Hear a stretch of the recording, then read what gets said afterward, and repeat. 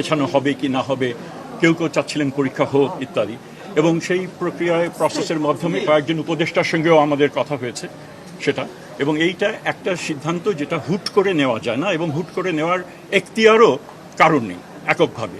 তো সেখানে সেই প্রক্রিয়া যেরকমভাবে পরীক্ষা কন্ডাক্ট করার জন্য একটা রোল ডাউন করতে হয়, আবার পরীক্ষা যদি না হয় সেটা আবার রোল ব্যাক করার কিন্তু একটা বিষয় রয়েছে, যে প্রশ্নপত্রগুলো চলে গিয়ে থাকলে এক ধরনের বিষয় হবে, লোকাল অ্যাডমিনিস্ট্রেশনকে জানানো ইত্যাদি, সেগুলো ফিরিয়ে আনা, এই বিষয়গুলো নিশ্চিত করেই কিন্তু আমরা তখন হয়েছে সিদ্ধান্ত যখন হলো যে এটা আমরা পেছাবো, সেটা নির্দিষ্ট সময় হয়েছে এবং পরবর্তীকালে এটা জানিয়ে দেওয়া হয়েছে। কাজেই পরীক্ষা যেটা একটা ধারণা হয়তো রয়েছে যে একক সিদ্ধান্তে অনেক আগেই দ্রুতই এটা নেওয়া যেতে পারতো, এটা বোধহয় এই ধারণাটা একেবারেই সঠিক না।